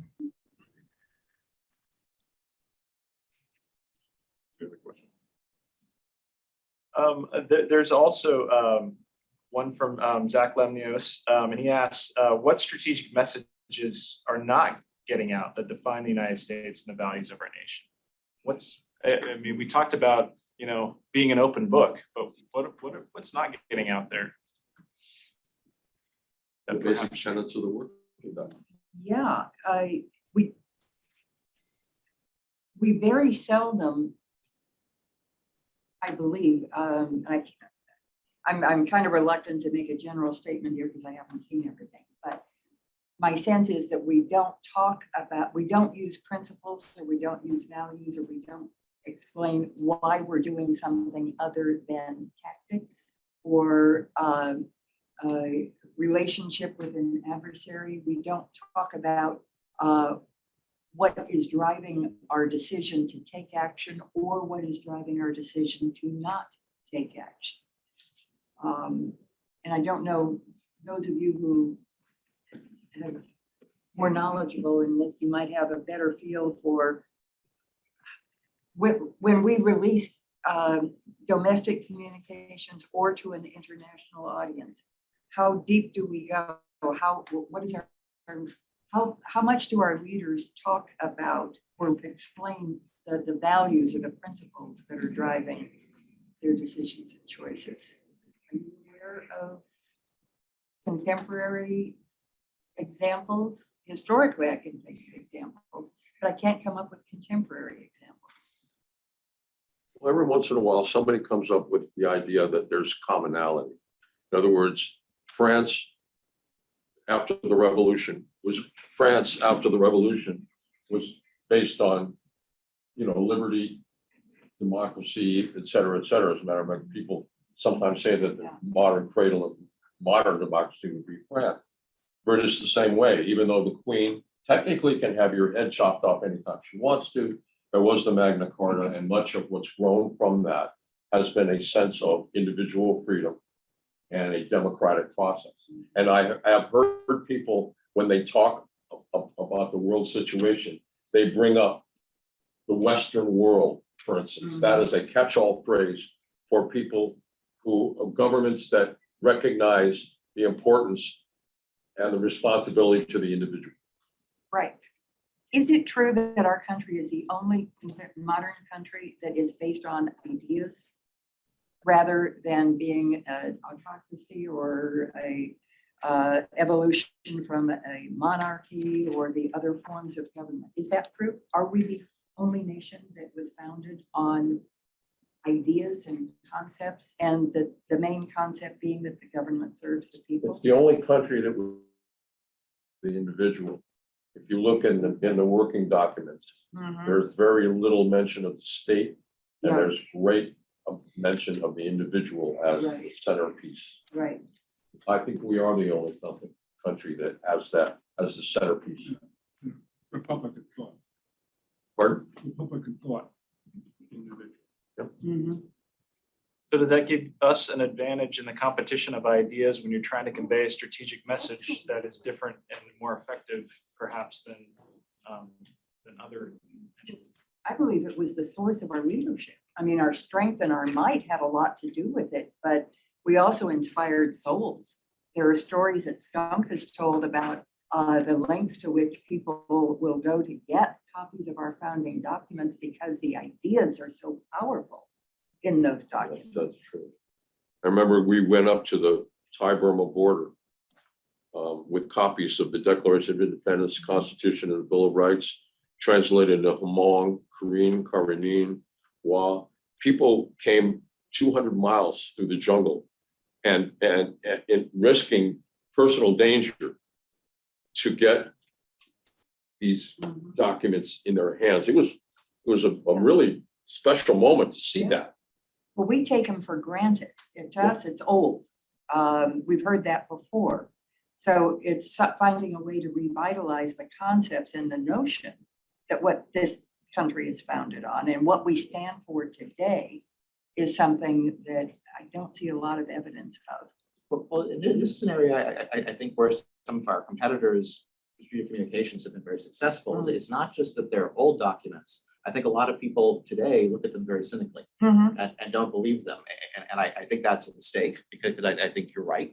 They remain incredibly powerful and incredibly great statements for people and inspiration for people around the world who go to great lengths to either obtain them or to model their own documents on top of them so that they look like their constitution looks like ours very deliberately because they're trying to evoke those sentiments and everything along with that.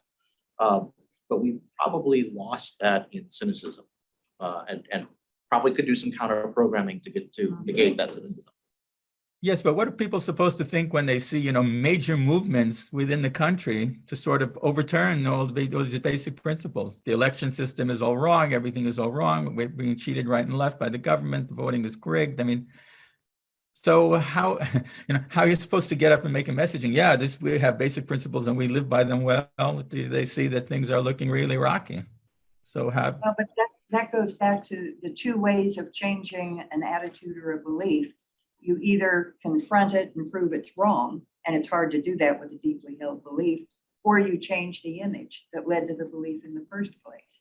So you change the image from whatever causes the cynicism to a different image or a different belief about concepts that we stand for. So there's a way to do it. It's not easy. It takes a hell of a lot of strategic thinking, and you have to be intellectually tough to get rid of all of the things that are favorite sons sort of in the idea category, so you stay focused on what it is you want to accomplish. You need to be adaptive along the way. Oh yeah, absolutely. That's key to any strategy or thought process. Yeah, as conditions change, as circumstances change, you've got to be able to change on a dime. So why don't we see people from El Salvador and Nicaragua lining up on the Iranian border? I mean, come on, folks. It's not just the continent. It's other stuff that they want here. Yeah.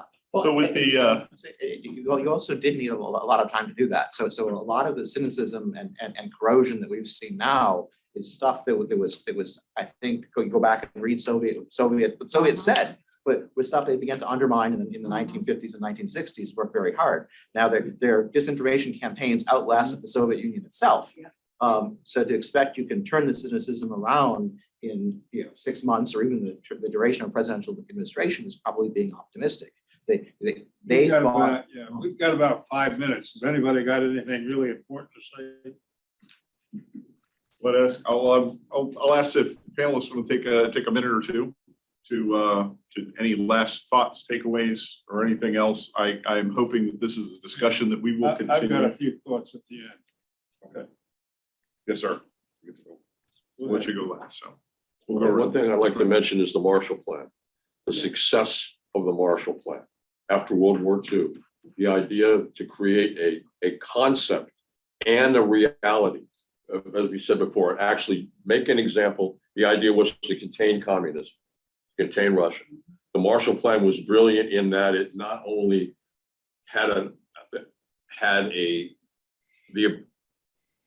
did the on the ground stuff of trying to create working, functioning societies based on the individual, but it gave an alternative to communism, and it worked. So it's doable. It changed the image too. Yes. Brand, any closing comments? Just one last thing I would say, there needs to be a shift from short-term thinking to long-term thinking. That's really critical. Right now, everything is short-term. We want results, yesterday, but it doesn't really work like that. I mean, people have to realize that messaging in general, or, getting things out like that, this is, it's not like driving a car, you make a hard right. It's more like driving an oil tank where you got to make a huge arcs to make a turn. So, I'll give you an example. I know a guy who used to be an active measures officer in the KGB, and he defected a long time ago. But I asked him one time, I said, what do you do to justify your budgets every year? And he just laughed at me. He said, no, I don't justify my budgets every year. I never have to justify any budgets. He says, if I need money, I call up, they send me money. That's it. I said, wow, that's pretty good. He said, yeah. And he told me that the thing that really allowed him to do was to think long-term, because he didn't have to justify his existence on an annual basis. So he told me he could plan an operation that lasted 15 years, and he could actually had a hope to think that he could carry it through. So long-term thinking, really critical. Or of Chinese philosophy, right on the money. Yeah. So I'll close on 2 comments on the Marshall Plan, because I think it's a good place to sort of end. It was so attractive that the Czechs wanted to join, and the Soviets actually ended up throwing the Czech prime minister out the window and then effecting a coup in Czechoslovakia, which sort of let us know that we were in a different kind of world. And our response to that was That's the metric. rigging and our response was the CIA rigged the Italian election of 1948 to ensure the communists stayed out of power in Italy, and set up the Christian Democrats to go off and lead Italy for the next 45 years. So information campaigns tie into everything else more broadly, and that's how we should think of them. Great. Every time we open our mouths to speak, anybody in the government, we're all doing strategic messaging. Everything that we've been doing around this table today is strategic messaging. So to think about it as, it only has to be a campaign is too limiting. But if we're all doing strategic messaging without having an overall strategic objective to what our nation stands for, having a strategic communication strategy and objective, then we're just ad hocing it. We're spitting in the wind because we don't have the strength of numbers. If we're coordinated and we're all communicating the same concepts, then we have power beyond belief. That e pluribus unum? Yeah. I think we need to remind America that we're still a pretty great country. We've done more good for more people, more countries, more everything than anybody else in history ever. We made some mistakes, and that's because we do a lot. And it's a damn fool guy doesn't hit his thumb with a hammer once in a while. But we've done an awful lot of good. We're a pretty great country, and we need to remind everybody of that. And these ideas about freedom and looking at the Constitution, all that, that's perfect. We got to bring that up. We got to re-emphasize that to the American people, both young and old alike. Our nation really, as a goal, we want to survive as a nation, and we want to flourish. That's what we're all about. And I think that we have to have an overall intent. Above all, we have to have a clear understanding of the threat. So one of the first things we have to do is really define, articulate the threat properly.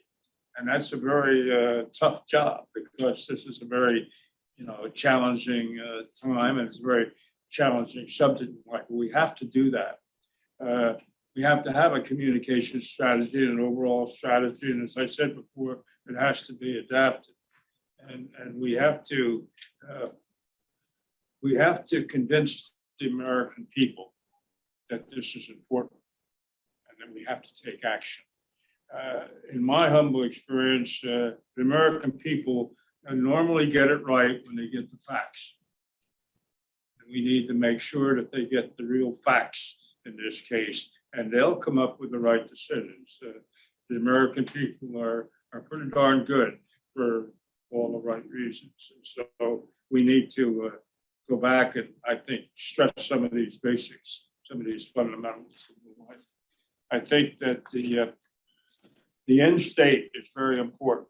What you want to have it look like at the end is critical. And this has to be clearly understood by the majority of the American people. And when I say the American people, I want to include the allies. You want to include all your allies, because they have many of the same principles that we adhere to. Secondly, we're always looking around for trying to make more allies and friends. That's a good idea in any situation, at any time. Don't make any more enemies than you already have. There's also, we need to know the enemy.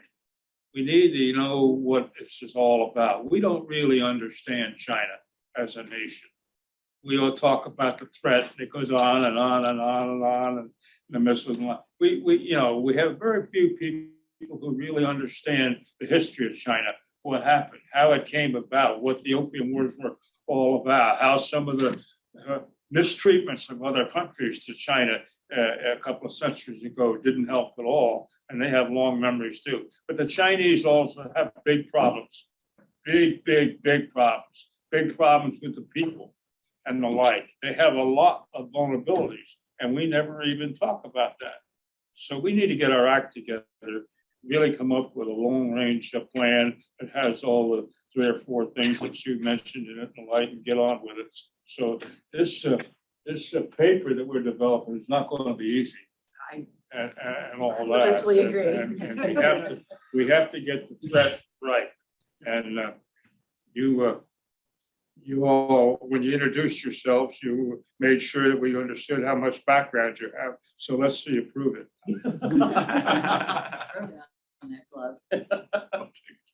All right. I just want to say thank you to all our panelists, really very much for the discussion today, and to help this global competition project elevate issues like this so we can address them in a real way. Thank you to staff also, and to the Institute's leadership for supporting it. So be on the lookout, please, for the next event, which is tentatively planned for January 18th. And we're going to focus on how education impacts our competitive posture, especially through the lens of 20 to 30-something-year-olds. So the idea is win this battle without war. Absolutely. Yes, sir. Yes. So thank you very much. Thanks to everyone who joined us online and in person today. Really appreciate it. And we'll see you next time. Okay. Bye. Al, I would just say, I'd like to